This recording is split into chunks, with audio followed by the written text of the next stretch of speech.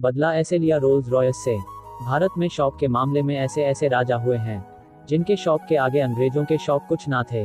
भारत के ऐसे ही एक राजा थे महाराज जयसिंह प्रभाकर। 1920 में राजा जयसिंह लंदन गए थे। लंदन में वे सामान्य वस्त्रों में थे, ना ही राजा की कोई पोशाक, ना ही कोई हीरे जवाहरात और ना ही साथ में कोई नौकर थे। राजा अकेले लंदन में घूम रहे थे, वहीं उन्हें रोल्स रॉयस कार का एक शोरूम दिखाई दिया। राजा ने रोल्स रॉयस लेने का फैसला किया और शोरूम के अंदर चले गए और जाकर गाड़ी देखने लगे। सेल्समैन को लगा कि वह भी गरीब भारतीय है जो केवल देखने आए हैं। सेल्समैन राजा को कार के बारे में कुछ नहीं बताया और उन्हें बाहर का रास्ता दिखा दिया। राजा को बहुत गुस्सा आया, लेकिन वह शांति से बिना कुछ कहे वहां से चले गए।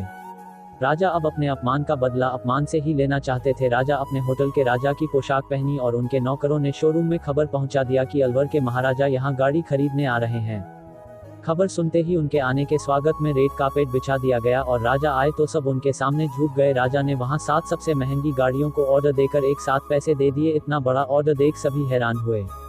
राजा ने कहा, यह सारी गाड़ियां भारत में मेरे राजमहल तक पहुंचा देना, और साथ में उस घमंडी सेल्समैन को भी। गाड़ी जैसे ही भारत आई, राजा ने सारी गाड़ियां नगरपालिका को दे दी और कहा, आज से शहर का सारा कचरा इन्हीं गाड़ियों में उठाया जाएगा। यह सुनते ही सेल्समैन चौंक गया। खबर पूरे विश्व में फैल गई कि इतनी महंगी गाड़ी को कोई कचरा गाड़ी बनाकर कैसे चला रहा है।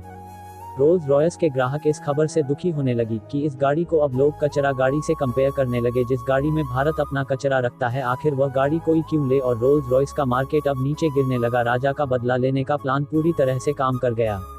कंपनी की तरफ से राजा को एक लेटर आया, उसमें उन्होंने राजा से माफी मांगी, हमारी गाड़ियों से कचरा उठवाना बंद करें, इसके बदले हम आपको मुफ्त में 6 और दे देंगे। राजा ने कंपनी को माफ कर दिया और दुनिया को सबक सिखाएगी, किसी व्यक्ति को उसके कपड़े स्थिति से जांच नहीं करना चाहिए। बाहर वाले या नहीं समझते कि भारत के लोगों के साथ पंगा लेना ठीक नहीं है, क्योंकि बिना मतलब तो हम किसी से उलझते नहीं, और अगर उलझ जाते हैं तो फिर जीते बिना मानते नहीं, भले बदले में कोई भी कीमत क्यों ना चुकानी पड़े। हम एक ऐसे देश में रहते हैं